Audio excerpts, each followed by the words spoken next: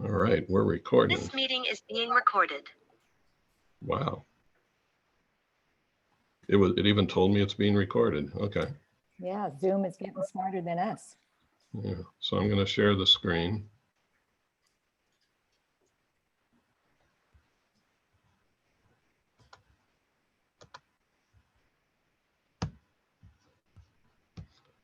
Hang on a second. All right. So it's all yours, Lonnie. Okay, welcome everybody. And you are attending the Shasta-Cascade Small Business Development Center, which we sometimes call the SBDC, preparing your marketing strategy. And this is a 3-part series we're offering for the next 3 weeks. And this is session 1, reaching the right people and getting the best results without wasting money. And this is a little bit about us. We are the Shasta-Cascade SBDC. We're a nonprofit organization, and we provide confidential, no-cost advertising. Whoops, I'm already into the marketing mode. Advising and training services to small businesses. We service Trinity County and Shasta County, and we are funded in part by the U.S. Small Business Administration. So we like to say this is taxes at work, directly giving you back resources to help you grow your business, as well as the California Office of Small Business. This is our team. We have a fabulous team of advisors that can address almost pretty much every issue, subject, need that you may have with small business, with running your small business, growing your small business, starting your business, as well as an additional 40 subject matter experts throughout Northern California through our Northern California network. And of course, today's presenter is going to be David Walker, as well as I will be chiming in. I'm Lonnie Lott when needed. And I think Zach, is he joining us today, or is he just? No, he's not. He's okay. He's letting his meatloaf. Oh, there you go. There you go. Yeah. Okay. Next slide. And this is our disclaimer, which I'm going to read. It will be presented back as part of the PowerPoint presentation, which you will receive in addition to the recording. But we like to read it anyway, so we just make sure we're pretty clear that the information provided in this webinar and any supplementary materials provided to you are intended for educational and informational purposes only, and does not constitute professional, financial, or legal advice.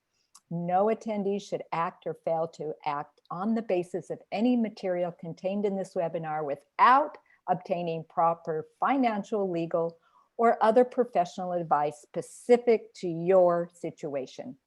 The Northern California Small Business Development Center and its host, the Humboldt State University Sponsored Programs Foundation, specifically disclaims any liability, loss or risk, personal or otherwise, which is occurred as part of consequences directly or indirectly of the use and application of any of the information presented in this webinar. Okay, so this is about our presenter today, David.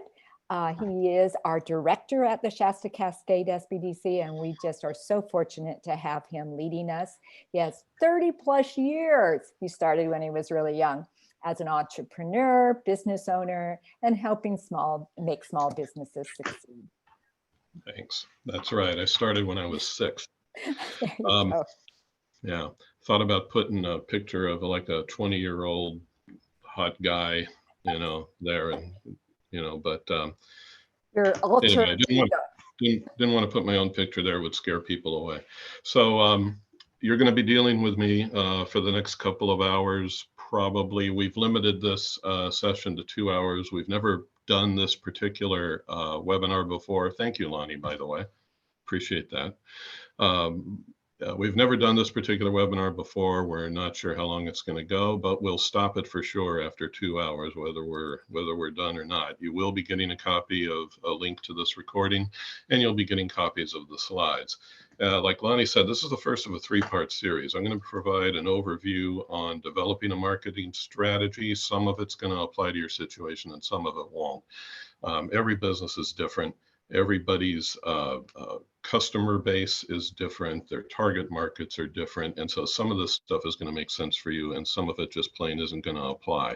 This is going to be a 10,000-foot overview of elements of market strategies you'd probably want to consider, and some ways to do so that you're not wasting your marketing budget, assuming you're unlike the SBDC and you actually have a marketing budget. Anyway, so the second part of this series will be next Thursday at the same time. Lonnie will be the host. She's going to discuss some specifics on digital and traditional marketing. After that, the following Thursday, we're going to have Zach Barton, who's going to talk about SEO and links on your website and things like that. And if you happen to be in Shasta or Trinity County, and you happen to be one of our clients who gets free services from the SBDC, and you go through all 3 of these webinars and you talk to one of our advisors about your strategic marketing plan, we've decided to give you a certificate that's suitable for framing, assuming you have a really cheap and ugly frame, and a copy of one of the books that I'm going to be talking about here. I read a lot. And so I'm going to be talking about some marketing books. By the way, if you read a lot, it doesn't necessarily mean you're smart. That depends on what you read. It's an old Charlie Brown comic where he says he's reading a lot to improve his mind, but the book he's reading is called Rustler's Roundup. So it really doesn't, improve things. But this particular book we'll be giving you is a book called Contagious. It's written by a guy named Jonah something, and his last name escapes me at the moment, but Jonah Berger. And it's called Contagious, and it talks about word-of-mouth marketing and how you can influence word-of-mouth marketing, and I thought it was very good. So we're going to provide a copy of that to you if you go to all 3 webinars and meet with one of our advisors, and you're part of the Shasta and Trinity County SBDC client base. This is our agenda. We're going to talk about marketing and the elements of a strategy. Most marketing strategies are written. Doesn't necessarily mean you need to write yours down, but I would encourage you to do so. And they would contain things like the goals you're looking for, the customer, competitive analysis, positioning, the message, your platform, your strategy, and your budget. And we're going to go through each one of those as we go through this fascinating webinar.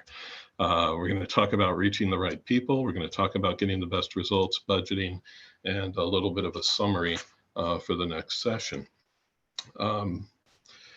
So let's get into it. Marketing and the elements of a strategy. Whether you're ready to start marketing or you've been marketing your brand or service for a long time, you need to have a plan.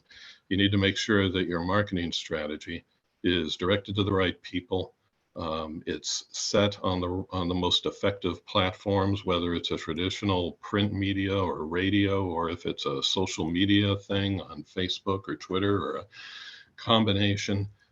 It needs to be where your customers are. It needs to be written in the right way and aired at the right time. So let's talk a little bit about that. Marketing is different from advertising, which I think everybody knows. Marketing concerns everything from promotion to the sale, and advertising is a subset of that. Marketing also involves market research. We're going to get into that a little bit as well. And we need to think of this as fluid. It's something that is going to change as your customer base changes. It's going to change as your product goes through its life cycle. We'll talk about a product life cycle real quick too. So it's not something that's going to necessarily stay the same as you continue through your business. And this is one of those. It's the first book I'm going to suggest you take a look at. It's called The New Rules of Marketing and PR. If you're over 55, you might believe that some of these are actually true. If you're under 55 and you believe one of these is true, you were probably raised in a somebody who liked Mad Men or something. I don't know. But marketing no longer means just advertising and branding. It's no longer true that advertising must appeal to the masses, or advertising means interrupting people to get them to pay attention to your message. It's no longer true that advertising is strictly one way, company to consumer. And it's no longer true that creativity is necessarily the most important component to advertising. And I bring this all up because marketing since the advent of social media has changed. It's changed for the better. It's become much more interactive, much more fluid. I use that word a lot. Much more prone to pivoting your message depending on your audience and depending on the climate, the times, and you'll get that as we go through here. We're going to try a video now. Lonnie, this is where our technical problems came up. Lonnie, are you there? I am here. Okay, we're going to try to play this. If you don't hear sound, even though the sound thing is checked, if you don't hear sound, then we'll decide what we're going to do about the subsequent videos. And the video may or may not appear jumpy to you. We've tried our settings the best we thought we could get them, but anyway, let's give this a shot and see how it works. This is an advertisement for Taco Bell from around 1997. Take a look at it and let me know, Lonnie, if we can hear it, okay? Okay. All right. Oops, that's not it. I hit the wrong button. Here we go. I can hear it. Okay.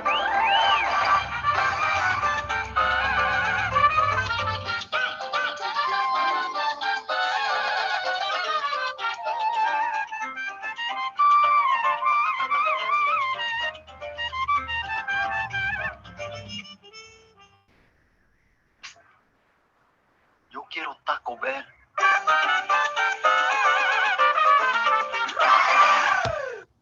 Okay, that commercial was for an ad campaign for Taco Bell, obviously. When they began airing that in 1997, their food sales jumped about 3%, and they ended up having a new revenue stream. They ended up selling little stuffed animals of those dogs where you guys might remember this, you would press the button on the dog and it would say, Yo quiero Taco Bell. I had one, my daughter bought me one, but it was one of the most effective campaigns of the time. But things changed for Taco Bell, and they ended up moving away from that, and they began with the slogan, think outside the bun, because they were pivoting toward young people who were frequenting fast food. They were trying to get a hold of the young people or the teenagers and college students that were going and buying burgers and were buying something other than fast Mexican food. Later on, Chipotle came along and in 1993, and they changed their slogan to, they say, to address those that were leaving Taco Bell and going to Chipotle, and they said live Más. And the idea was that they were targeting this campaign to parents and working people who wanted to eat a healthier food because and keep them from going to Chipotle, where there was a more upscale feel to it, a more adult feel to it. And this was Taco Bell's response. One of the ad executives actually said that they wanted to suggest that customers should think of their food as an experience rather than fuel, which made me think, if I'm eating food, after it's gone down, I really don't want to experience it again, but that's another story. Anyway, today, here's something that they're doing today. Today, Taco Bell is also on Twitter. And this was a tweet that they did in playing around with Old Spice. Old Spice tweeted to Taco Bell and said, why is it that fire sauce isn't made with any fire? Seems like false advertising. Taco Bell tweeted back, is your deodorant really made of Old Spices? So, the point is they're changing with the times. The point is they're pivoting and they're involved wherever they think their customers are going to be involved. And that's really the basis of flexible strategic marketing. We all should be able to relate to this. This is a fairly recent research paper that was published, and it was actually published in 2019, talks about the first principles of marketing strategy. And it's the reason that points out why we have to be flexible, why we have to be on top of where our customers are and what kind of message would be most effective. The first principle is that all customers differ. They come from different places, different backgrounds, they have different income levels. Some of them are going to like the Beatles, some of them are going to like Beethoven, some of them are going to like BTS. We need to know where are they? What is it they like? What is it that they like about our product? Why are they buying our product? What will make them want to part with their cash and buy our product over a competitor's? Second thing, customers are different, but customers also change. I used to hate coffee. Now I'm addicted to it. My daughter used to hate cilantro. Now she loves it. People change. So we need to be ready for that change. We need to address the change as they happen. Religious enlightenment can change purchasing habits. Taco Bell went on Twitter because its customers are on Twitter. An example of this, which I have down in my notes, that's why I'm looking to the side. I'm looking at my notes to make sure I cover what it is I need to cover here. But an example is Starbucks. When Starbucks started, it positioned itself as a part of our lives. They had a slogan that said, home, work, Starbucks. It grew, it became enormous and diversified into other areas like music. You might remember that. It dabbled in that for a while. And in 2008, when the recession hit, its customers changed. They started flocking to places like McDonald's because McDonald's had come out with its McCafe thing and started featuring cheaper coffee, gourmet coffee. Starbucks had to react to that change because McDonald's reacted to Starbucks. So Starbucks needed to react to McDonald's. So what they did was they sent out a marketing message to justify that Starbucks did, to justify that their coffee was worth the extra money. They had little veiled jabs at competitors. The idea was, if your coffee isn't perfect, we'll make it over. If it's still not perfect, you must not be in a Starbucks. And that's how they reacted to McDonald's. The other thing, the final principle of marketing strategy is that our resources are limited. We only have so much money to spend. We only have so much time to spend. And so we need to make sure that our resources are used wisely. It may make sense to prioritize retaining existing customers, or it might make sense to spend actual dollars on obtaining new customers. But we need to make sure that the choices we make are ones that make sense for our budget and for our resources. So I mentioned I'm going to talk about the product lifestyle, and I just want to make sure that we all understand why this is important. So bear with me for just a second here. We'll try to get through this quickly, but when you start out with a new product, the first thing you do is you spend money on R&D.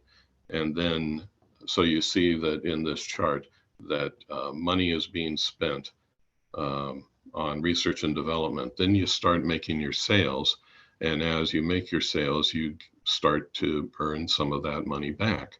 And eventually you'll break even. In theory, what happens is sales are going to climb as your product catches on. And as your product becomes standardized, it's going to plateau. Your sales are going to reach a certain level.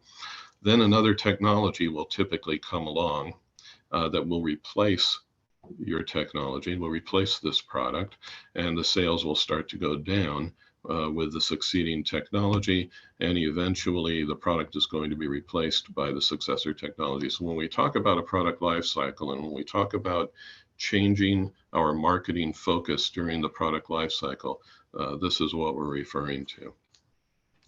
So that in mind, these are the elements of most strategic marketing plans. The goals, which are going to probably change as your product life cycle continues.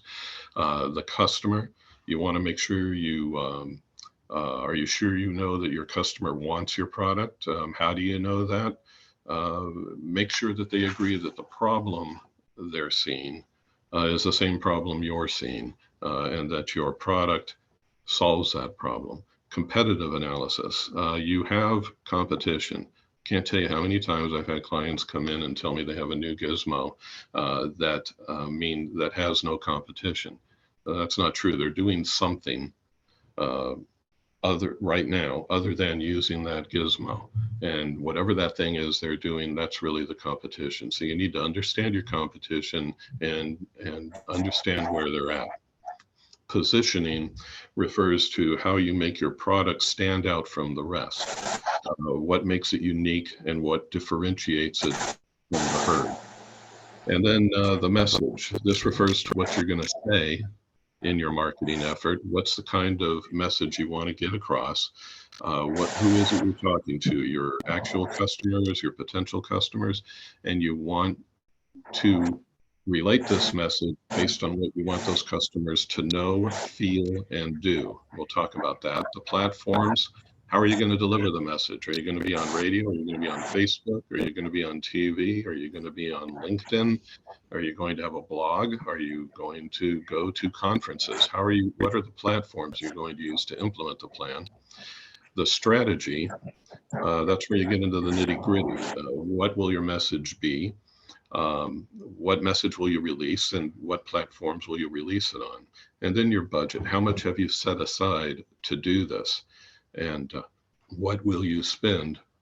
What will you spend that money on? And I threw this in here because this is one final note before we start getting into the specifics of all the marketing strategy and stuff. The internet says that 536% of marketers who document their strategy are reportedly more successful, and 466% of marketers who document their processes are reportedly more successful. I saw that on the internet. I don't know who wrote it. I don't know what study it came from, because I could not find a scientific study that said that. But I will say this. I'll say that I tend to agree with it because if you write down your plan, if you write down your strategy, you're more likely to have it crystallized properly. You're more likely to take it seriously and to implement it. So the author of this is some guy on the internet. So whether those numbers are true or not, I can't say, but I can say it's important that we document it. So we're going to get in. You, David. You could be that guy on the internet. That's right. It could be me. I could be the guy on the internet. So before we get into how to reach the right people, let's pause and see if anybody wants to crucify me here. Do we have any questions, Lonnie? There were none in the chat. I have asked them to mute themselves and to type them in the chat, but we have 21 folks that have joined us. So at this point, I don't know if you want to ask them to unmute themselves or just continue. No, just write it in the chat. That's fine. They can write it in the chat. And if you want to interrupt me anytime you want to interrupt me, that's fine. Okay. I'll leave that up to you. So let's plow on. We've already spent half an hour, so let's plow on. Okay, we're going to talk about reaching the right people, your goals, the customer, and your competition. We're going to, in this section, we want to talk about your goals and your competition, but it's important to do that. We need to understand the market first, because if you don't understand what the potential market is, there's no real reason to do what we're doing. If you're going to spend $10 on something and the market for it is $5, it doesn't really make sense to go into business, right? So I'm going to very quickly try to talk about how we identify the market for our product and service. And a common mistake for entrepreneurs is to misidentify this. I'll say this really quickly. Let's imagine you wanted to open a steakhouse in Redding. We're in Redding, California. So let's say you wanted to open a steakhouse in Redding, California. Well, you could go to a third-party market research company who will say that the food service industry in the United States in 2018 was $3.4 trillion. That's huge, but that's not your market. I bring this up because people have tried to tell us that when they've been going after loans or going after investment money. Your market concerns steakhouses, not the bakeries and coffee shops and other facets of the food industry that make up that $3.4 trillion. So that's why it's important that we're careful about identifying the right market. So the very first step is to look at your market size, and we're going to quickly look at the common way most places for the last several years have been doing this. You may have heard this. We won't spend a lot of time on it, but there are essentially three types of secondary market research when you're talking about the market size. The first is called TAM. That's the total addressable market. That means the total worldwide market for your product or service. There's two ways to measure that. There's what they call a top-down approach, which basically means looking at third-party market research reports that are out there, and they'll tell you the size of their market. There are X number of companies selling the product. They're making Y number of products and they're selling them at Z dollars. So you multiply that, and that's your total addressable market. There's nothing inherently wrong with this method of getting your market size, but you need to keep in mind that if you're looking at a third-party market research report, somebody like Frost & Sullivan or an IBIS World Report, if you're looking at that, you're relying on somebody else's data, and there's some dangers in there. You just need to take that into account when you're thinking about it. But there's another approach you can use as well. That's called a bottom-up approach. The idea here is that you research the number of potential customers you're targeting and multiply that by how much you think they'll buy. For example, if you're looking for Americans between the ages of 25 and 44, you'd take that number and multiply that by the number of products you could sell to them. And then there's a third approach called a value theory approach, which means if you have an idea, but it kind of upends the market and maybe creates a new market, how do you value that? And when I'm talking about that, I'm thinking about things like Airbnb. If you looked at a market research report before Airbnb started, you would see a market research for hotels and that sort of thing. But Airbnb actually enhanced the market. It actually created an estimate with something like 50% more market. It expanded the market in places that people wouldn't have thought of before, or wouldn't have addressed before. And my computer magically changed to the next slide, which is SAM, which is a serviceable available market. It's a segment of the market who can benefit from your product.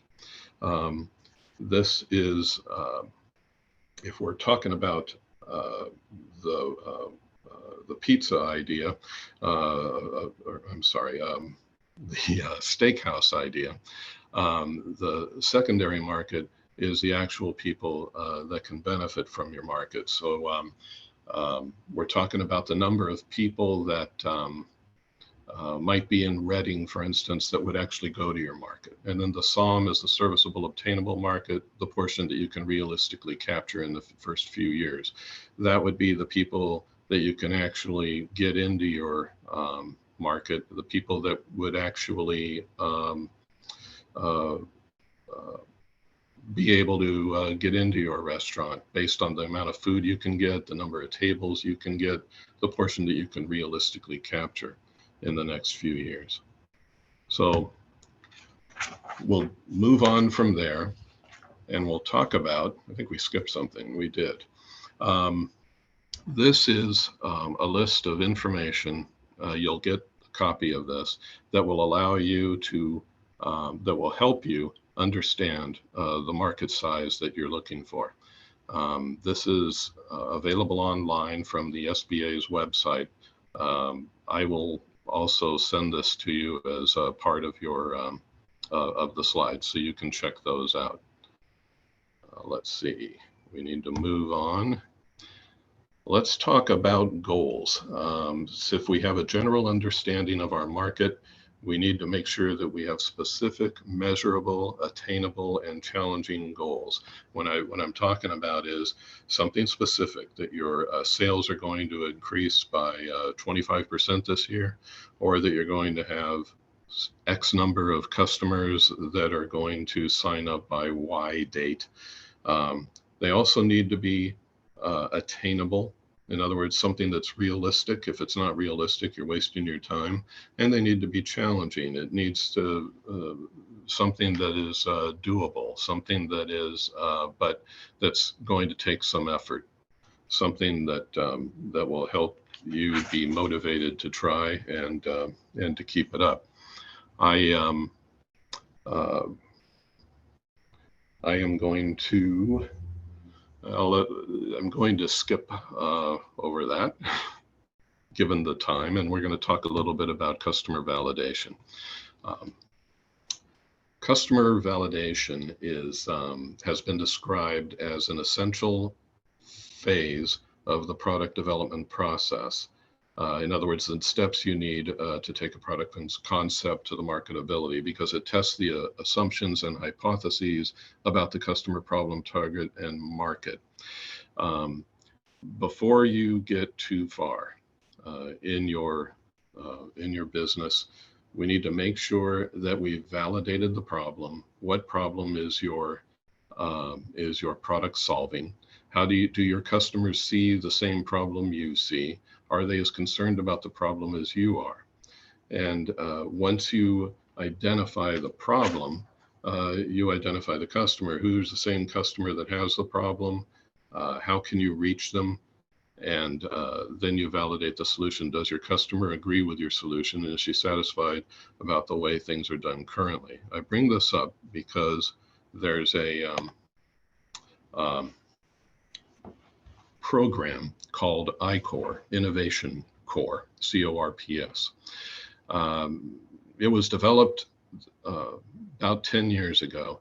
The National Science Foundation, which is an agency of the government, had been giving a lot of money to a lot of research institutions to develop things. And those things resulted in products. But the problem was, when they tried to get the products into the market, they failed. And the National Science Foundation was wondering, well, what can we do to make sure these products don't fail? And there was a guy named Steve Blank. And if you have an opportunity, I would encourage you to Google Steve Blank. He's listed here on this slide down towards the bottom, and look at his customer development and customer discovery information. The reason I bring this up, the reason I bring this up is because this will help you understand your market in a way you may not have understood before, and it will affect how you approach your marketing effort. His idea is primary market research is what it boils down to, going to the specific customer and talking to the specific customer, and really it's their methods of really getting an idea of what they want at a very, very personal level. And it's really worthwhile and will help out when you go to look at what makes sense for your marketing effort. Nobody likes to be told their baby is ugly, and you might get told that as you go through this, but it is worthwhile. So I'd encourage you to do that. Let's go to the next slide. This is a list of types of customers. I put this in here because it's something for you to consider as you go through this. There are customers that are your potential customers, someone that hasn't obviously bought from you before, but they're likely possibly to buy from you. By the way, this is not my slide. This is a slide that I've got a link to for you that you'll be able to get to when this is over. Loyal customers are repeat customers, people that'll buy what you're selling despite price changes. They're very valuable. New customers are customers buying something for the first time. And then there are some that'll just come in because there's a loss leader. They're a discount customer, and they may not be loyal to you if they find the thing somewhere else. Former customers are exactly that. They're not a customer anymore, but they used to be, and maybe we need to figure out why they're not a customer anymore. Internal and external, we're not going to talk about for our purposes. And intermediate customers, that's like a reseller. That's if you're in the B2B kind of business. When we talk about these things, we'll skip over that as well. But this is important for you to understand the type of customers that it is that you're approaching. And then what we ultimately want to do is develop a customer profile. Customer profile is going to start with demographics. Who are they? And some of these will apply and some of these won't. Are you going after a certain age, a certain income level, a certain gender? Married women, married men, single women, single men, teenagers for fast food or something? Are you looking for people with a certain education level or hobbies or other unique factors? Are you opening a Christian bookstore? If that's the case, you probably don't want to market to atheists. I'm taking a guess. So there's going to be unique factors involved, perhaps. So we want to identify who we think our customers are, how we think they're going to fall into these categories, and then what are their needs, what are the challenges, what are the pain points that will relate to the problem that your product is addressing, and how does your product solve these? Look at information sources. Where do they get their information? Are they on Twitter? Are they on Facebook? Are they on Instagram? Do they watch the news? Do they listen to the radio on the way to work? Do they subscribe to newsletters? Do they get their information from the water cooler at work? And then that will dictate, all this information will dictate what your unique selling proposition is, what it is that you sell that will be the most attractive to them. What is your unique selling proposition, the thing that sets you apart from everybody else? Tap into that and engage them on that level.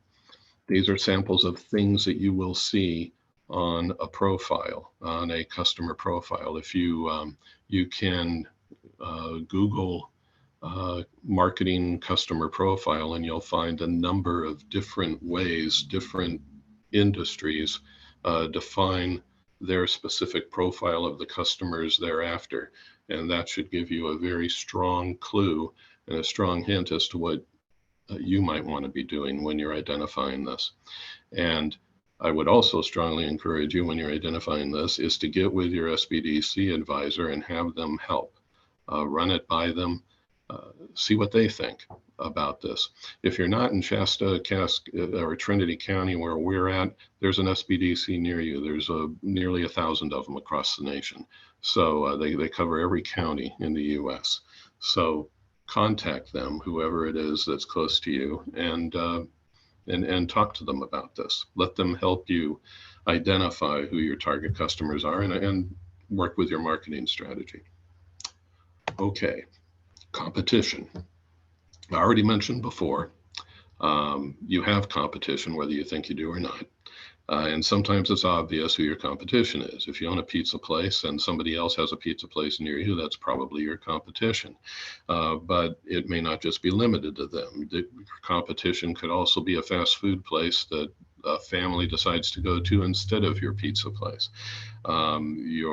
Remember Taco Bell and that slogan, think outside the bun. They viewed the McDonald's and the Burger Kings as some level of competition.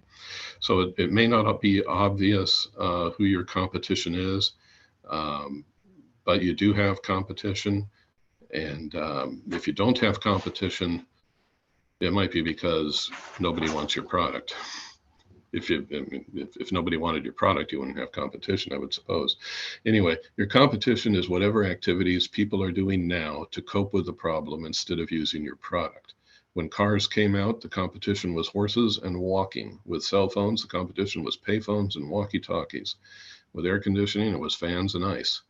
There's always competition, but things you can differentiate yourself from the competition. And we'll be talking about that a little later. But let's talk a little bit more about understanding who your competition is and thinking about them. Because if you're going to be effective in your marketing efforts, you need to know what you're up against. And it isn't enough to know and understand your customers. You have to understand your competition. So products and services, what is it that your competition is offering in, that is compared with you? What is their market share? What is your market share? These are things you should know about your competition. Marketing, what techniques do they use? What platforms are they using? Do they market their brand? And if so, what's their brand recognition? And how should you respond? Do they advertise on radio, TV, social media? Do they look for news coverage about their product? Are they active in the chamber, community, charities? Understand where your competition is at. Understand all these things about your competition. Distribution channels. How do they deliver their products? Are they faster? Why are they faster? What can you do to make your product just as fast or faster? Customer service. How committed are they to customer service? What's their reputation? How can you make your reputation better than theirs? Make your reputation more appealing to the customers. Innovations. What do they spend on R&D? What's their level of commitment to make their product better, to continue to improve their product? What trends are they looking at? Where are they aiming their product in the future? Where should you be aiming your product in the future? And when you think about innovation, if you're talking about a high-tech thing, make sure you have this is a little pet peeve of mine, make sure you have your intellectual property in order. Make sure they're not infringing on any of your IP, and make sure you're not infringing on theirs. And then internal operations. What's the caliber of their staff? And how does that affect the quality of their product? And what can you do? What lessons can you take from that to improve yours? And how do you get competitive information? Here's some ideas. Talk to them.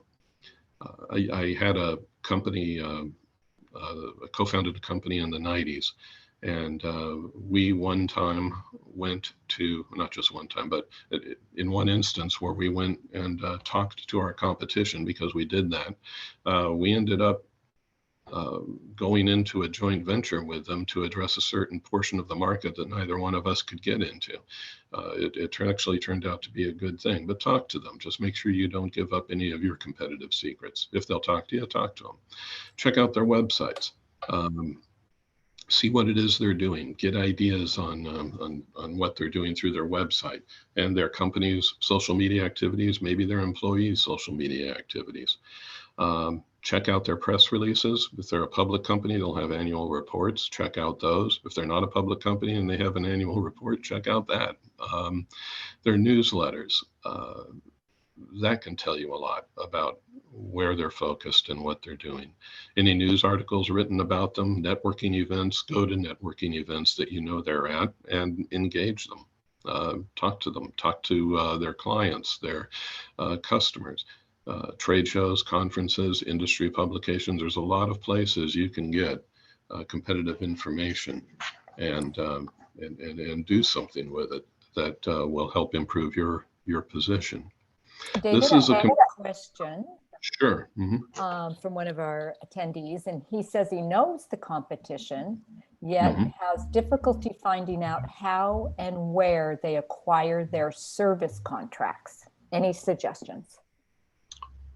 How and where they acquire their service contracts. I would say it's a municipality contract, any kind of contract that is with federal, state, cities, counties. Usually those are public posted somewhere. Yeah. If it's a private sector, you might it's a little harder. So. Yeah, it is a little harder. I think possibly talking with some of the customers, if you know their customers, talking with them.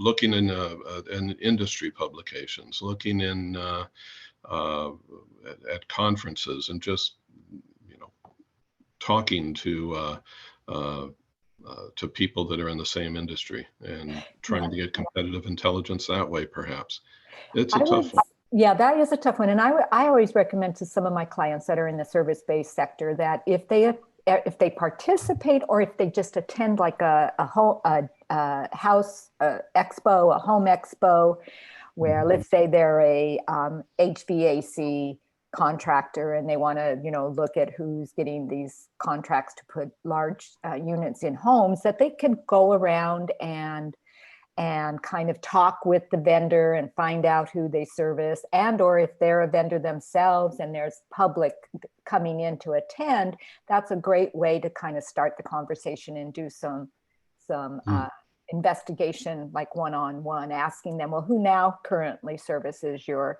HVAC or your landscaping maintenance or your electrical repairs or things like that. The other thing you might, tooting our own horn, which I'm very inclined to do, the other thing you might consider perhaps is talking with your SBDC, talking with your local SCORE or Women's Business Center. They'll talk to people, whether you're a woman or a man, but asking them, see if they have somebody on staff. We have 40 some odd contractors here, all in different industries with different levels of expertise. There may be some contacts there that might have some inside knowledge, perhaps. It couldn't hurt. See what kind of ideas they have about your specific industry. Sometimes you can find people that have been working in that same industry for years, and they may have some really interesting ideas. Yeah. Thank you. Does that make sense? Makes sense. This is a competitive table. I'll send you a link with this. This has always helped me in the past. I do some work with some government agencies and in the proposal area for where people propose work with certain government agencies. And one of the things you will find that are really helpful in RFPs are a competitive analysis, and it will also help you keep tabs on your competition, where they're at, what they're doing. The idea here is you have your competitors on one axis and the features of the product or service on another. And you just simply go through. These guys do this, they don't do that, they do this, they do that, and see how you compare in all of the areas that are relevant. It's something that that has helped me in the past, and I think it might help you. I'm sending you a link to this particular one, which also includes a presentation about competition that you might find interesting. You'll have that in your as part of this presentation. So, and this is a book. If you haven't heard of it, it's called Blue Ocean Strategy. And I have to confess to you that I haven't finished it yet. And it's been out for a while. The reason I haven't finished it is because it gets a little tough, in my opinion, the longer you read it, but it starts out great. And the message, though, is really, really important, and it's really interesting. It talks about the difference between what it calls a red ocean and a blue ocean. The red ocean is populated by companies that are competitive, and they fight each other and they go after each other, and there's blood in the water. And so they call it a red ocean. But there are companies that occupy a blue ocean. And the first example it gives is Cirque du Soleil. They're a circus, but they're unlike any circus around. They're not like, you know, the old Ringling Brothers or something like that. They do something quite different. And as a result, they've differentiated themselves from the competition to the point where they've created their own markets. Places, they're taking advantage of a market where they can essentially limit the competition by their diversification. So they don't operate in a red ocean, they operate in a blue ocean that lacks the blood of the competitors. Another examples, I mentioned Airbnb. I have some stats on this page, I think. Okay, I don't have stats, but another, I apologize. Another example is Ford's Model T that started out in a blue ocean. There were horses and there was walking. They came out with a Model T, and suddenly they looked a whole lot better than the competition. AMC introduced the first multiplex theater in the 1960s, where you had multiple theaters in one building. That was a differentiation. That differentiated them from the other theaters. It used to be this one building that was many times very ornate, where they would sell theater tickets. And the other good thing about AMC is when they did that in the 60s, a friend of mine and I figured out how to get in and go from movie to movie without getting caught, but we won't talk about that. I think the statute of limitations has expired on that, but we won't talk about it. So in order to be successful, the bottom line is companies shouldn't try to compete with each other if they can and if they have the opportunity, but if they can make the competition, quote, irrelevant by creating a leap in value for buyers and for your company, then that's what the book encourages you to do. So a suggestion for you to check out Blue Ocean Strategy. It's been around for a couple years, and it's a good book. All right, so where are we at on questions at this point, Lonnie? We don't have any yet. Okay. I think we addressed the one that was in the chat box, so. All right, good. Well, let's talk about getting the best results. We know our customer. We know about how big the market is. So where should our platform be? What platform should we use? What should our positioning be that we're going after? And then what kind of message and how we're going to send that message out. First, we need to understand where our customers are at physically. Are they local, regional? Are we in a mall and our customers are the people going through the mall? Do we have an office? Where are they digitally? Are they on Facebook or Twitter or LinkedIn, or where are they? There's a concept in digital marketing called attribution, which is tracking where your customers are coming from. It's important data that you can get. You would use surveys.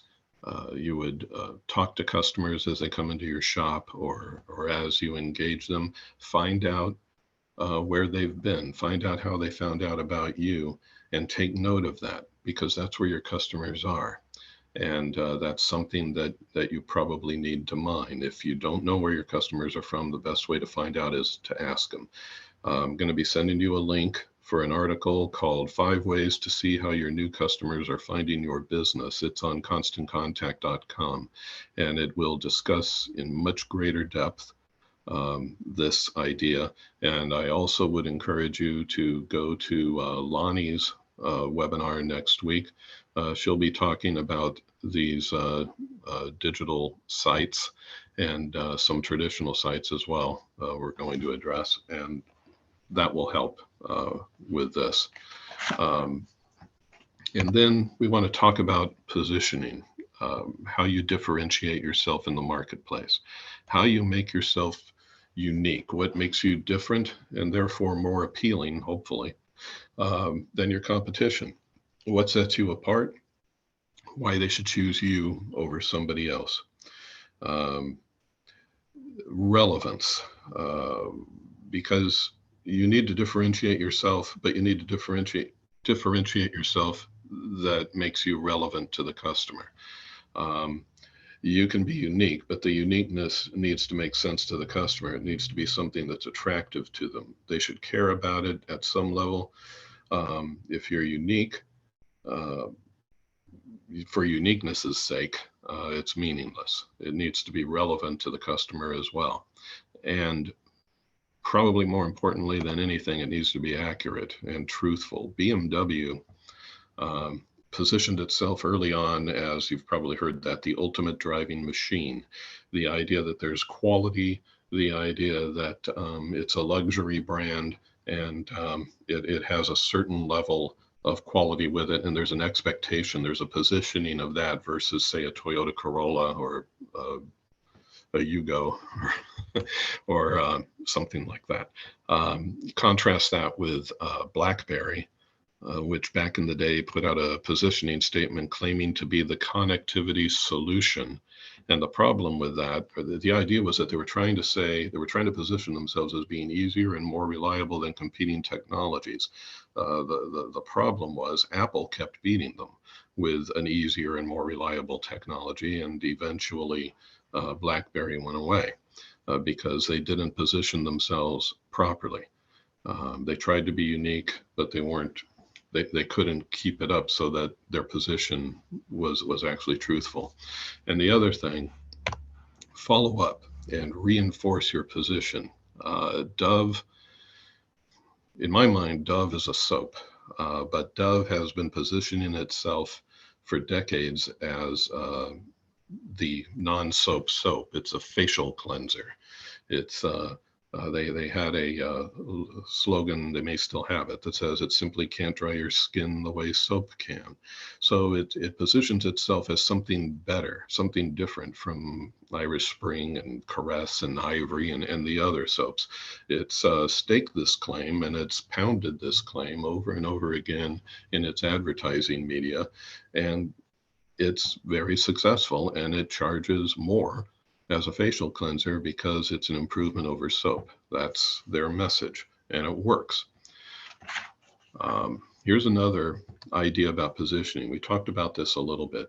If you think of Taco Bell, you're thinking out here with Del Taco. I lived in a place a while back where they had a chain called Taco Tico. They were all pretty much the same. Fast Mexican food that was served a certain way. Chipotle positioned itself differently. Taco Bell started in 1962. Chipotle started in 1993 and positioned itself as a healthier fare, a healthier food that was somewhere in between the Taco Bells of the world and the sit-down Mexican restaurants of the world, El Torito's and places like that. And with a clever marketing campaign,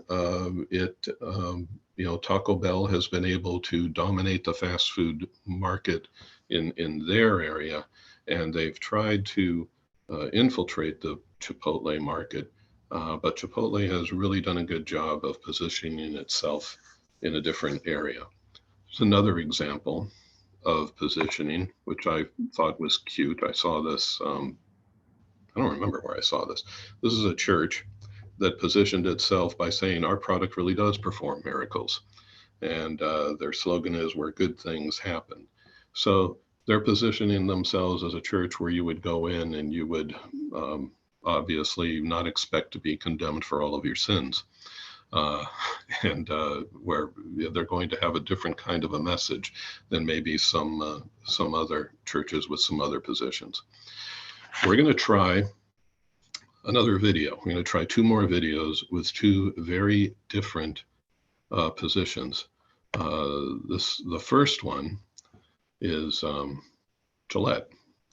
And we'll watch this video and then we'll follow it up with another video for the same thing, but with a completely different position. And I have to tell you in advance, the second video, not this one, but the second one has, well, it's rated PG, put it that way. So here's Gillette. Gillette introduces the next generation of razors, the all-new Gillette Labs with exfoliating bar. Our latest innovation is here to change the face of shaving. The bar and the handle removes unseen dirt and debris before the blades, giving you a shave as quick and easy as washing your face. So you can look like you put in an effort, effortlessly. Gillette, the best a man can get. Okay. Could you hear that okay, Lonnie? Yes, very Okay. clear. All right. We're going to do another one. You may have heard of this, and this is another razor that's going after a little bit of a different position. And I can't seem to advance the screen.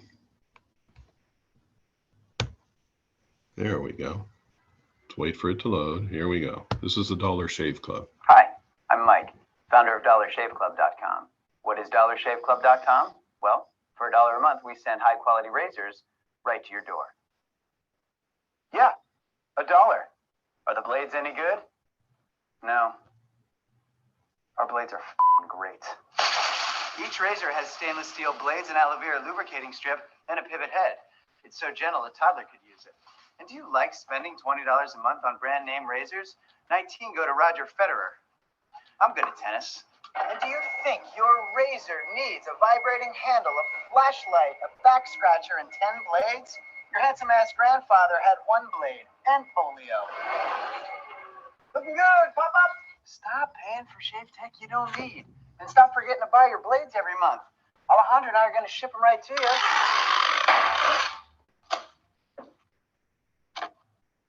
We're not just selling razors, we're also making new jobs. Alejandro, what were you doing last month? Not working. What are you doing now? Working. I'm no Vanderbilt, but this train makes hay. So stop forgetting to buy your blades every month and start deciding where you're going to stack all those dollar bills I'm saving you. We are DollarShaveClub.com, and the party is on.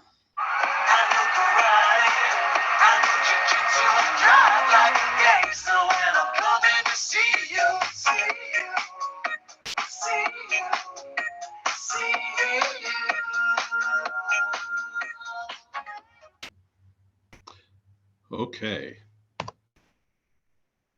Let's see. And once again, there we go. All right. So you can see, I think, how those 2 products differentiated themselves.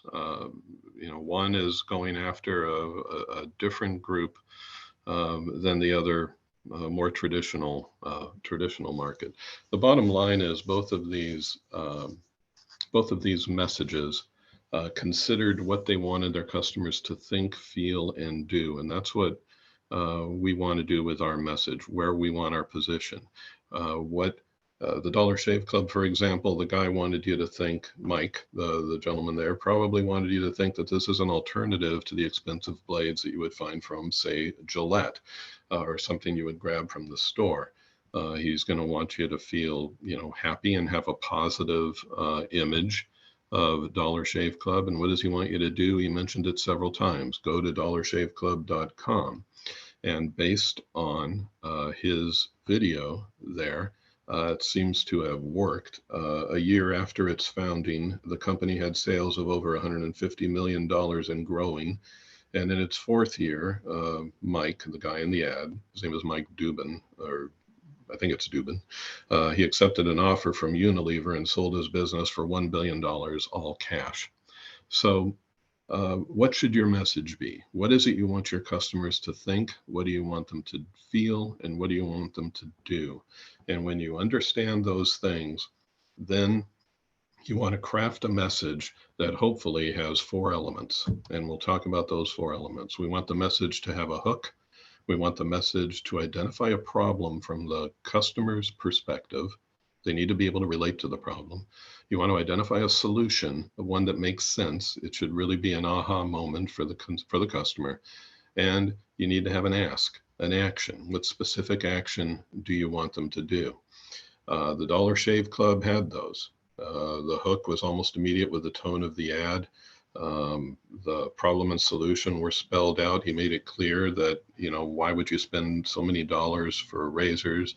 He said, do you like spending $20 a month on brand name razors? His solution, his razors are $1.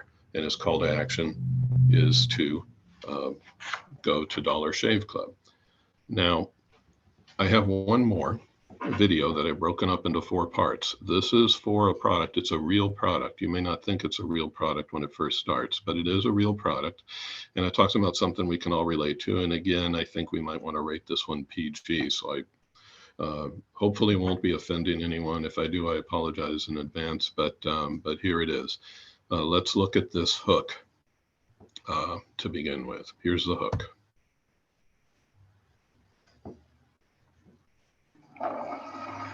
You would not believe the mother load I just dropped. And that's how I like to keep it, leaving not a trace that I was ever here, let alone that I dispersed a creamy behemoth from my cavernous bowels.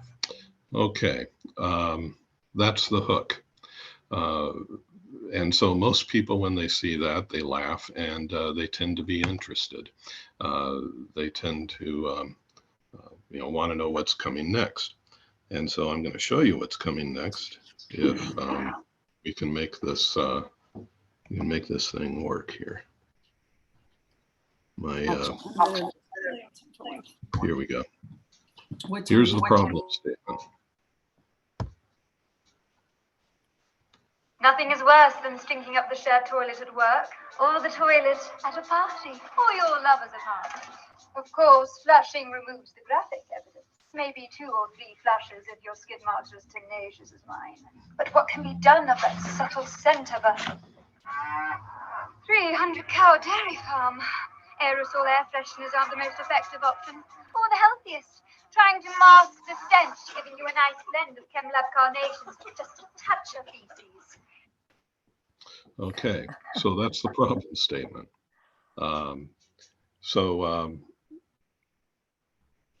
The idea is it's something we can all relate to. It's a real problem, something that exists. And yes, this is a real product. And as soon as Bill Gates lets me, we'll go to the solution. Here we go. Here's the solution from the video.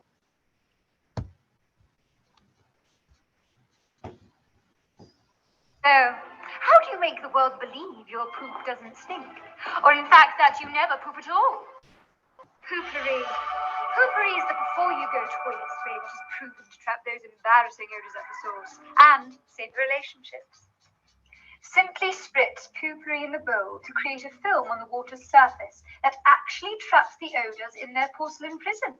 And when your little astronauts splash down and make contact with the film, they release poopery's pleasant aromas, so all those around you can smell as a refreshing bouquet of essential oils.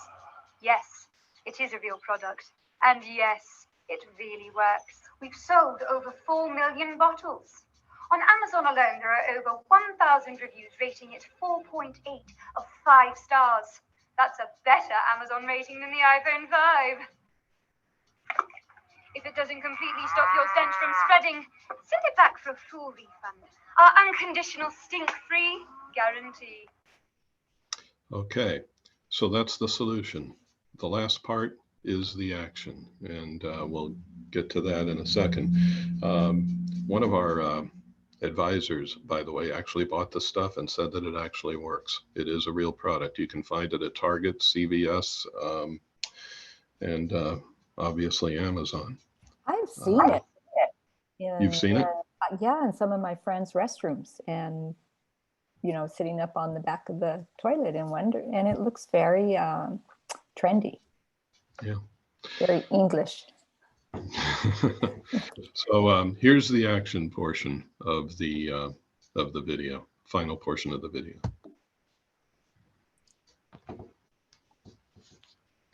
If your poo stinks, click here to get your poopery today at poopery.com. So whether you need to pinch a loaf at work, cut a rope at a party, or lay a brick at your boyfriend's, your days of embarrassing smells or prairie dogging it are over. Poopery. Our business is to make it smell like your business never even happened.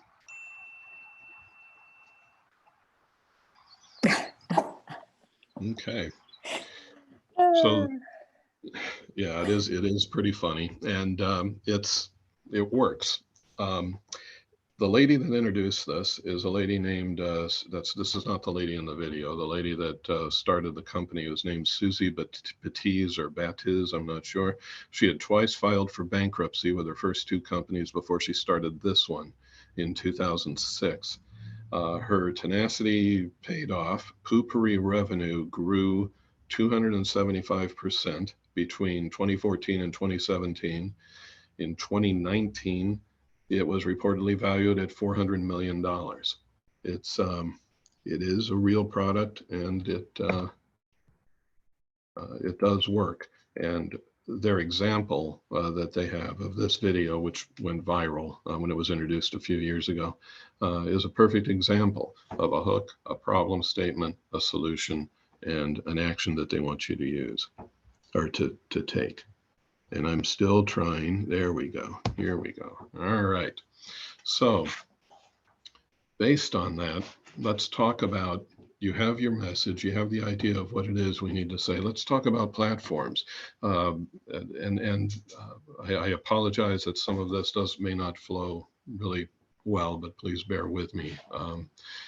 This is an important part of what it is we're talking about, and I wanted to make sure it was in here, and this is where I ended up putting it. But when we talk about platforms, the bottom line is we need to be where our customers are, whether digitally or otherwise.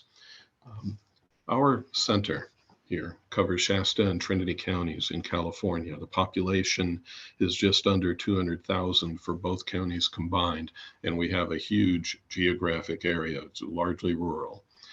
Between 2015 and 2019, we did essentially, very, very little marketing, maybe no marketing at all. We've never had a very large marketing budget. And we routinely would get 70 to 100 new clients sign up for our free services every year. In 2020, we began a more concerted effort to utilize social media, especially Facebook, because we happen to know our clients are on Facebook, a lot of them. We contacted local media radio stations. In fact, we've had some of the local media become clients of ours. And we were able to get some interviews, give our opinion on some topics of interest locally. And we also expanded our workshops significantly in 2020, because the bottom line is our workshops act as a feeder for clients. People come to our workshops, they learn about things, and then they want help implementing those things, and they become clients. Like I said, we're a nonprofit. We don't charge anybody for anything, but we're established really to help small businesses. So our main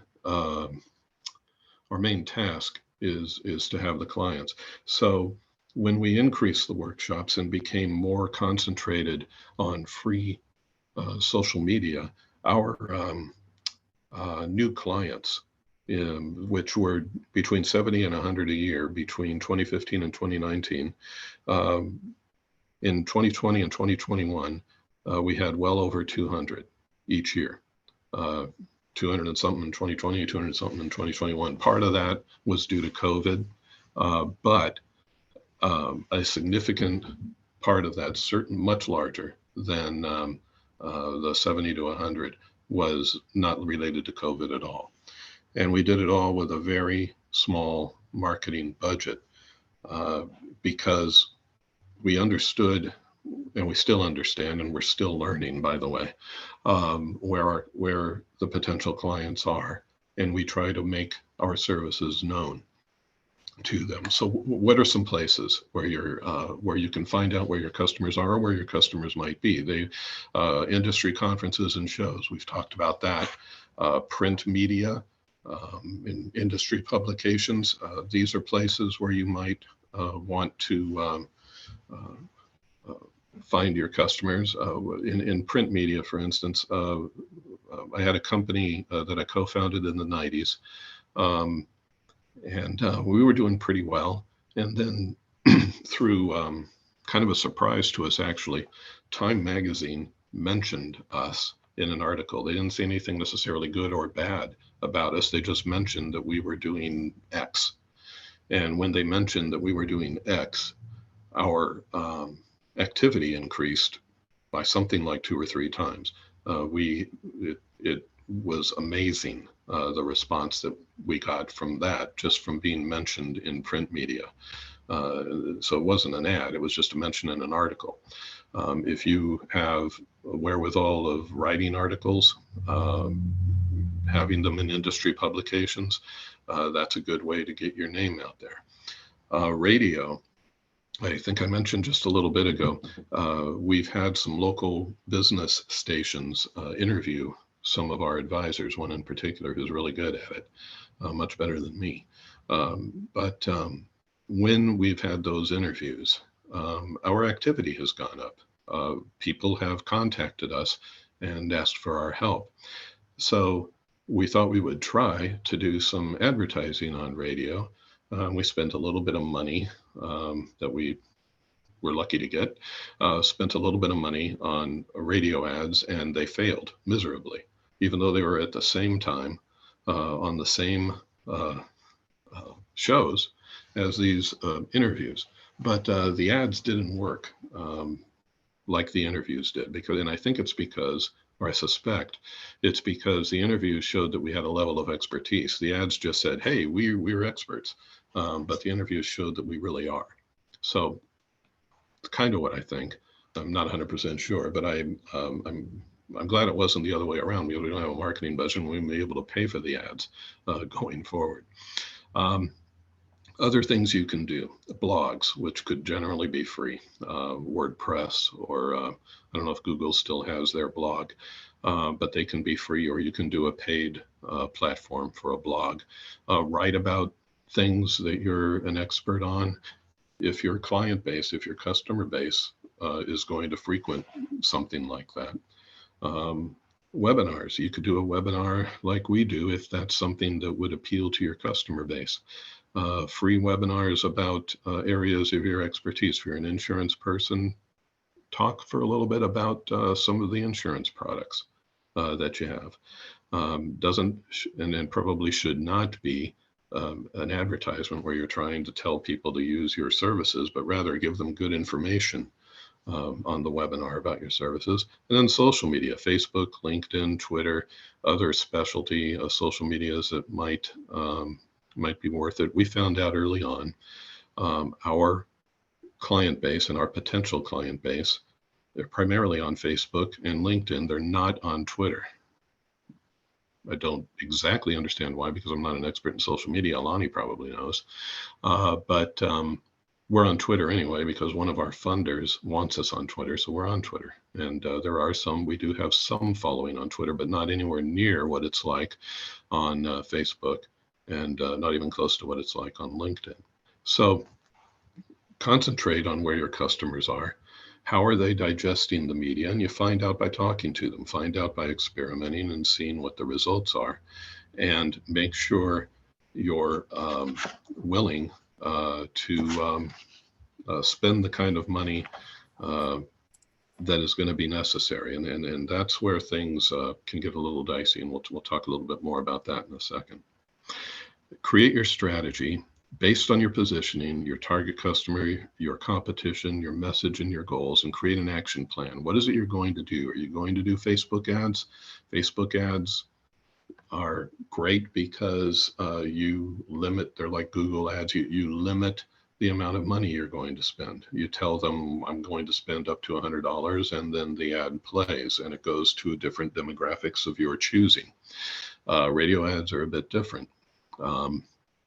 Content marketing is a generally free way of getting your idea out there. That's the idea of writing on blogs, showing you have an expertise level, and gaining customers that way. And then when will you do it? Are there targeted sales events? When do you want to release your content? Maybe you're doing, in other words, giving tax advice during tax season, something like that. And measure your results. Make sure measuring is important because it's important to understand what's working and what's not, obviously. And when you find things that aren't, you need to be ready to modify and pivot and make your message the way it should be. One thing that will help you when you create your strategy, or one thing that's helped me and some of our clients in the past, is to create a Gantt chart that basically looks like this. You have a number of ads, and this is obviously one that we're just, this is not a real one. This is one we just made up. But the idea is you have a marketing campaign. You have different things that, or different platforms that you're going to put your message out on. Message number one is on Facebook in this case, and it's going to run from January through July in the first year. And you schedule them out that way. This can kind of help you with that. You create an ad by a certain date, produce it by who's going to produce it, who's going to post it on the platform, who's going to monitor it. You assign those things, and you manage the project that way. So with that, where are we at before we get into a really quick thing on budgeting? Whoops, there's my dog barking. Charlie has a few questions for you, but we'll save those for later. He needs some of that poop potpourri stuff. I have no questions in the chat box at this point. Just one comment when you were talking about platforms, and of course we're going to be diving deeper into that next week, but I always like to kind of remind folks, whether I'm doing the webinar or one-on-one with a client, that often it takes, in the marketing world, they say this, I don't know if it's still true with the influx of social media, but it used to take like 7 impressions before the consumer, the person that you were going after, actually then was ready to make a decision. And so when we do ask the question from our customers, how did you hear about us? Because we always recommend you do that with every interaction, whether it's through a survey online or in person.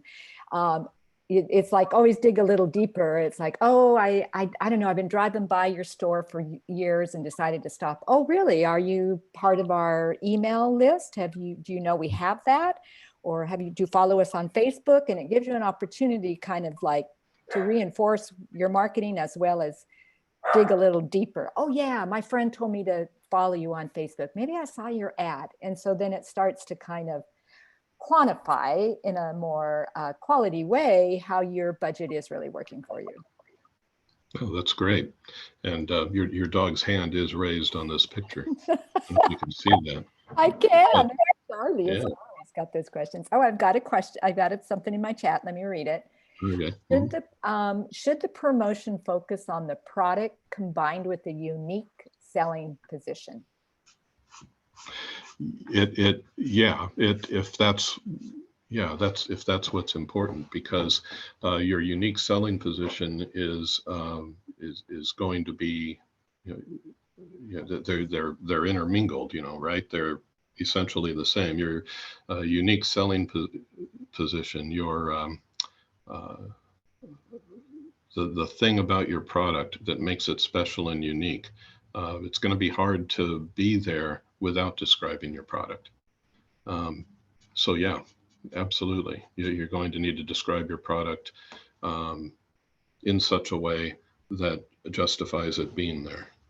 We talked briefly about BMW saying it's the ultimate driving machine. So in order to be that, in order to position itself as that, they have to describe the product. They have to, show the product and show that it's a car and that it that is a luxurious car. So yeah. It usually has like high-end people in fur coats going out for dinner with diamonds, where then some of the other cars, I don't know, I remember the hamster car, as my granddaughter called it. She loved that little hamster car. I think it was the little square car. And they had hamsters driving that. So that had a whole different message. That's right. But it resonated with my 10-year-old at the time, and I had to rent that car a couple of times so we could drive around in the hamster car. Yeah. Great question. Yeah. So yeah, it might make it's going to make sense for you to do that at some level, and it's going to vary. How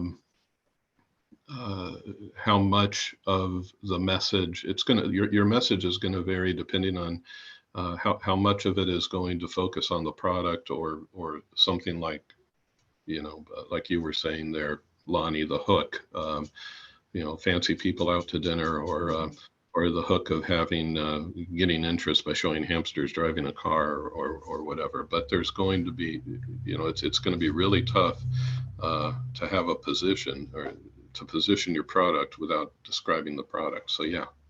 And I think the unique selling position, even though all of this is great and some of it's concept and theory, when you go through all this process that David is sharing, what comes out of that, and we'll talk about that next week, comes out some of your taglines, your buzzwords, your imaging, your setting up your theme, setting up your actual messaging that you want to push out, your your whole concept, what your whole website's going to look like. And Zach will talk about that in 2 weeks. And what kind of posting, what will your Facebook ad look like? And all of the legwork you're doing then helps you kind of design that and then place it in the right platform to reach that person that you've done all this diligent work on. So it all does make sense. It all is for a purpose. Yeah, and it's a lot, and I am bombarding you with information right now, but take a look at what it is we send you by email and dive into it. And when you're ready, talk to one of us, talk to one of your advisors, SBDC advisors, and we can help you through the process. And then finally, not wasting money. Everybody needs, you're going to need to have a marketing budget. There's going to be some amount of money you need to spend. We get asked a lot, how much should our marketing budget be? And there's no one, unfortunately, tried and true answer for that. Industry to industry, your marketing expenditures vary. You can go to a website whose name escapes me, but I will find it and send it to you guys, because I'm sure, making a note here, because I'm sure you'll be interested in it, not just from a marketing perspective, but from a financial management perspective as well. Just what the average is that different industries spend for different things. And one of the things is marketing. It could be an average of 10% of your sales. It might be 15, it might be 20. It also will not just depend on the industry average necessarily. It's going to depend on your own personal situation, what you can afford, obviously, because maybe you're not doing as well as the industry, or maybe you're doing better than the industry average, and you can afford to pay more, and you want to pay more because you want to push out some kind of maybe a different product line or product line that enhances your existing one. Something. The answer to how much you want to your marketing budget should be is very individualized and could take in a number of factors. But whether or not you should have one to begin with, that answer is yes. You really should have a marketing budget, something that you're ready to a certain amount of money that you're ready to spend on marketing. This is on your screen. The slide is a budget program that is just a simple Excel file with a couple of simple formulas. Basically, it's showing that you have a budget of, in this case, for this example, $10,000 over about a year and a half or so, it looks like. And you're spending $10,000 in the first month. You're going to spend $250 on an ad in Facebook. And then at the bottom is how much you have left. And it goes all the way through. And if you followed this plan, for instance, all the way through at the end, in the very low corner over here, you have $1,250 left cushion to go with one way or another. Again, SBDCs are here to help with this kind of thing. So please feel free to contact us and let us know if you would like help establishing your budget. It's important that the money that you spend, stating the obvious, and I do that a lot. I've done it a lot for the last hour and a half or so, but it is obvious. Spending your money wisely, spending it on the things you know that work, is obviously the way to go. Ascertaining those things first by talking to your customers, finding out where they're at, listening to what they tell you when you talk to them, when you ask them, how did you find out about us? If you're going after a new product, talking to them ahead of time, doing some of that I-Core stuff that I mentioned, the customer discovery that I mentioned, talking to them about that. You find out where they're at, you find out and validate what their real problems are and how your solution will solve that problem. And then you create the message and understand where they're at so that you can spend your money wisely to approach them where they're at. And that's where you're going to have your most effective type of marketing campaign. So I hope that makes sense. I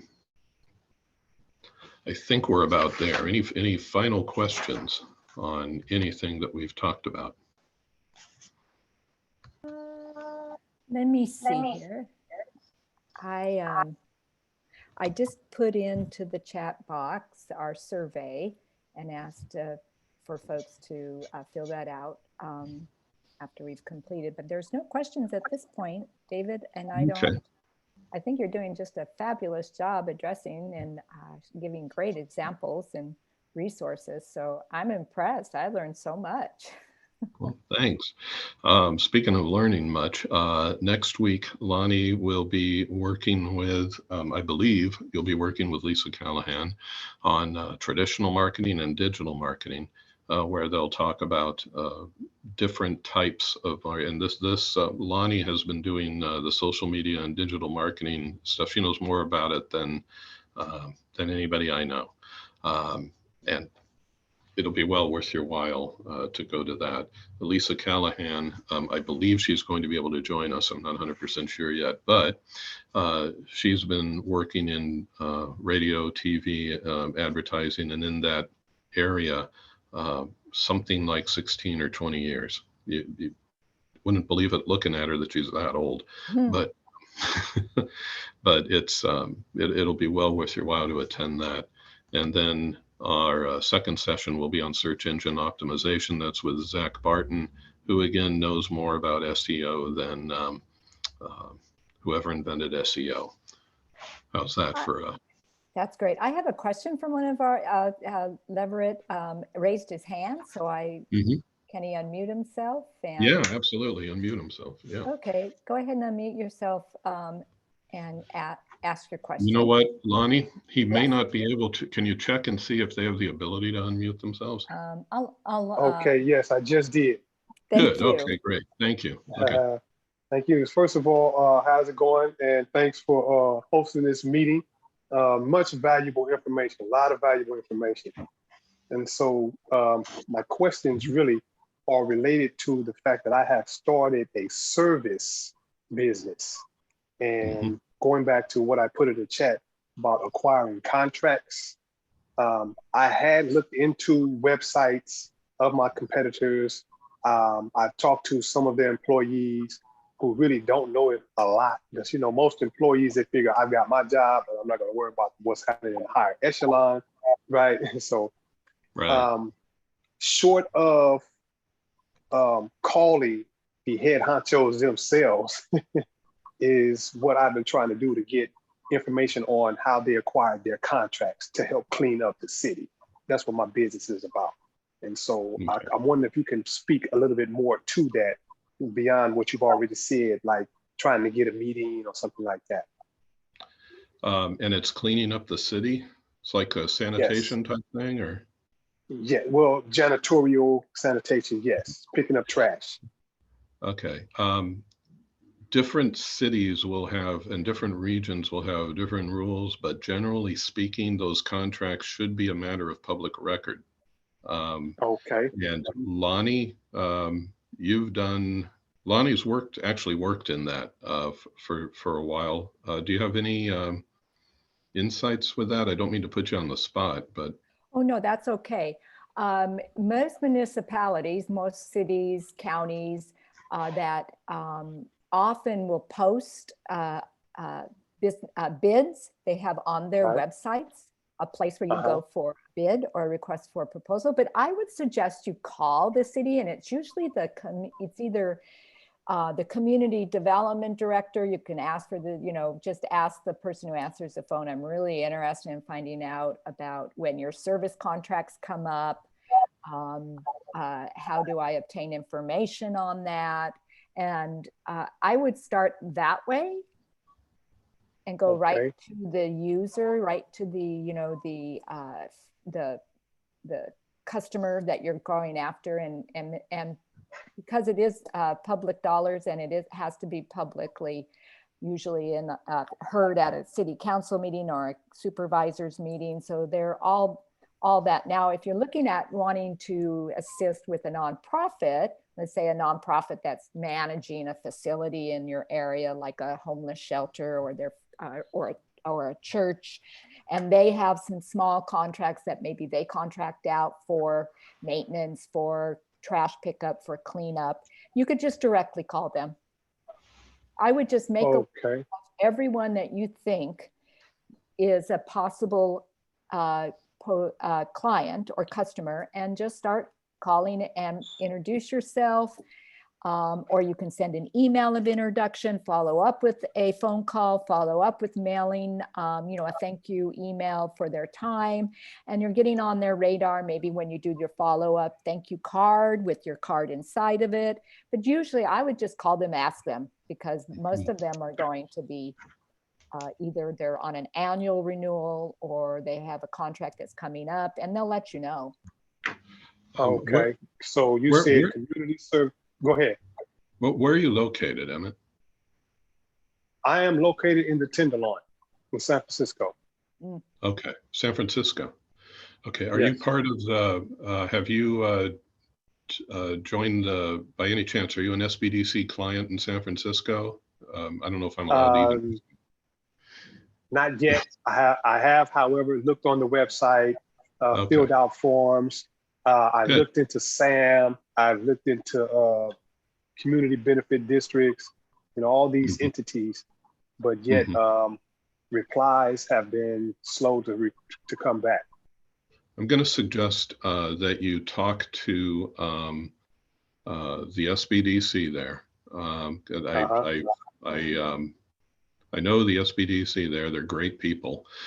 Talk to them, see if you can get some help there, and maybe, I don't hesitate to suggest this because I'm not sure if they work at the local level, but maybe PTAC, the Procurement Technical Assistance Center. I know they work at the federal level. I don't know if they work at the municipal level, but there are some organizations that the SBDC can help with that. But I would encourage you to talk to them and see if they don't have some more specific advice for what's going on in your particular region. Okay. Will do. And I will do. Great.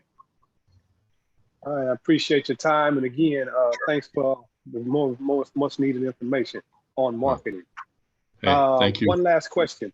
The Excel example that you posted, will any of the slides be funneled to us?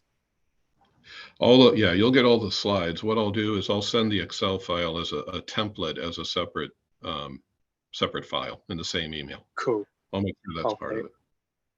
And I did include my email just in case there's anything else, in the future. Okay, great, thanks. Well, this is these are the next steps that we'll encourage you to take. If you're in Shasta or Trinity counties, please contact us if you'd like to have some specialized services from one of our clients. You need to send an email or call us. If you do that, you'll talk to Emily. Emily is the world's greatest office coordinator. I say very often that if it wasn't for Emily, I would be under my desk in a fetal position with my thumb in my mouth. I say that a lot because she really knows what she's doing. So anyway, if you're in Shasta or Trinity counties, do that. If you're not and you don't know where your SBDC is, you can go to americassbdc.org/find-your-SBDC, or you can go to Google and just type in your location and SBDC, and you can find your local center there. It is all free of charge. You've already paid for it with your tax dollars, so thank you for paying your taxes. These are our social media links. You'll be getting all of this, obviously, in the email. And you can see that we're on Twitter. We've got like 100 Twitter followers, but we've got a lot more: Facebook, LinkedIn, and YouTube. And that's because, again, that's where our clients are. So we focus a lot more on Facebook and LinkedIn, but we're on Twitter anyway. So that's a great thing. So yeah, do we have any other questions or comments or anything, Lonnie?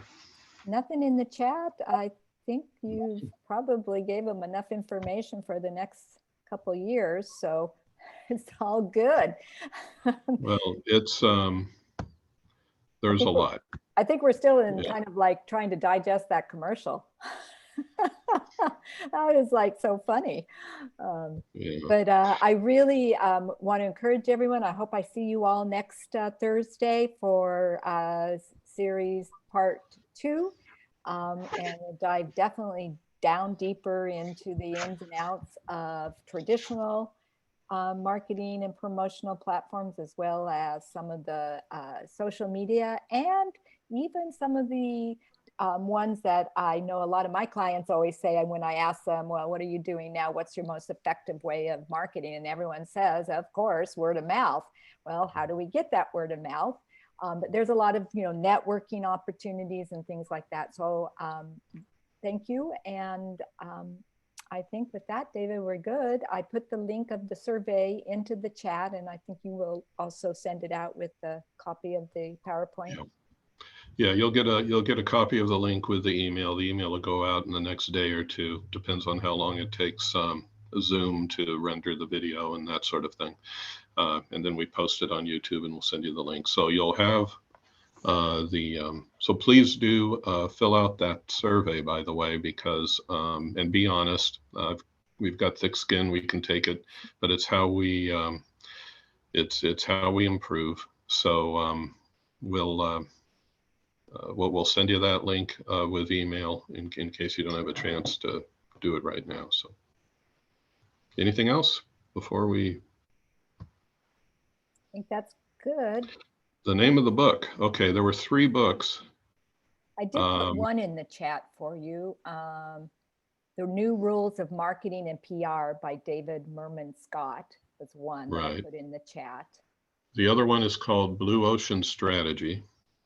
And the third one is Contagious, and it's by Jonah Berger. The easiest one to read of those 3, by the way, is Contagious. He's a really good writer. The guy's a Cornell University professor who has some amazingly smart and effective ways of generating word of mouth about your product or service. He's and what he says makes perfect sense. And I think all three would be good for you to check out. Your library probably has all three. If you're like me and you don't want to spend $80 on a hardcover book, but anyway. I Those just are the put three. in the chat the one that I like. There's Guerrilla Marketing. He's been around for a long time, Levinston, and he has like guerrilla marketing, social media, guerrilla marketing, the basics in the beginning, and it's kind of helps. Talks a lot about the same things you talked to today about, but then it gives lots of ideas of low cost effective ways to market. Great. Okay. Okay. Well, thanks everyone. Let you get back to your day. And if you blocked out till 11 o'clock, then you've got 13 minutes to fool around before you get back to work. See So thank you. everybody next week. And thank you, David. Take care.